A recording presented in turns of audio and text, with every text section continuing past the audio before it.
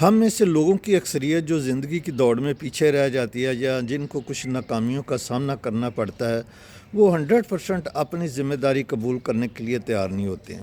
کوئی کہتا ہے جی میرے ماں باپ ٹھیک نہیں ہے، کوئی کہتا ہے میری بیوی ٹھیک نہیں ہے، کوئی کہتا ہے جی میرے دوست ٹھیک نہیں ہے، کوئی کہتا ہے جی ملکی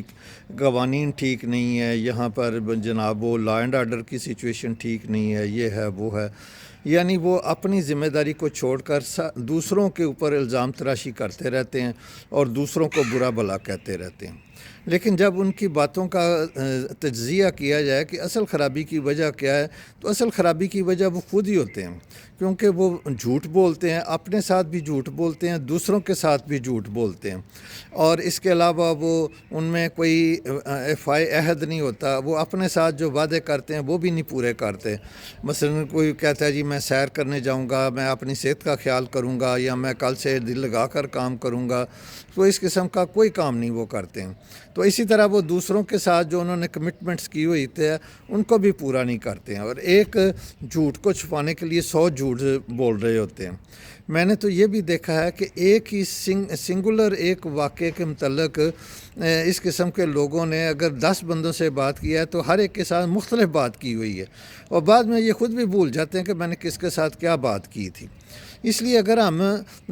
اپنی ذمہ داریوں کو دنیا میں قبول کریں نہ کریں، لیکن آخرت میں تو ہمیں اپنی ذمہ داریاں خود ہی قبول کرنی پڑیں گی، کیونکہ قرآن پاک میں بہت ساری جگہوں پر ہے اللہ تازر وازرۃ وزر اخری، کہ کوئی بوجھ اٹھانے والا کسی دوسرے کا بوجھ نہیں اٹھائے گا۔ یہاں تو کوئی بندہ اگر دیوالیہ ہو جاتا ہے تو اس کے ماں باپ، رشتہ دار یا کوئی یار دوست اس کو ادھار دے دیتے ہیں، کوئی اللہ واسطے دے دیتے ہیں، کچھ اس کی ہیلپ کرتے ہیں، کوئی تھوڑا بہت اس کی کوئی سانس لینے کی گنجائش پیدا ہو جاتی ہے۔ لیکن آخرت میں تو اس نے سارا کچھ خود ہی بھگتنا ہے، اس کو کسی نے کوئی سپورٹ نہیں پرووائڈ کرنی ہے، بلکہ لوگوں نے اس کے اوپر کلیم دائر کر دینے کہ اس نے میرے ساتھ جھوٹ بولا تھا، دھوکہ دیا تھا، فراڈ کیا تھا، تو اس کی جو نیکیاں مجھے لے کر دیں۔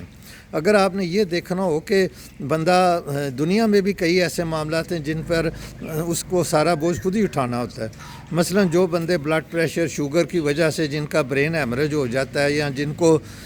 پیرالائز ہو جاتے ہیں، وہ ساری مصیبت ان کے خود ہی گلے پڑی ہوتی ہے، چاہے ان کے 8-10 بچے بھی تابع دار سامنے کھڑے ہوں، کروڑوں روپیہ بھی پاس پڑا ہو، تو وہ پٹھے ہی پڑے ہوتے ہیں، نہ وہ کھا سکتے ہیں نہ پی سکتے ہیں۔ ثم لا یموت فیہا ولا یحییٰ، نہ وہ زندہ میں ہوتے ہیں نہ وہ مردہ میں ہوتے ہیں۔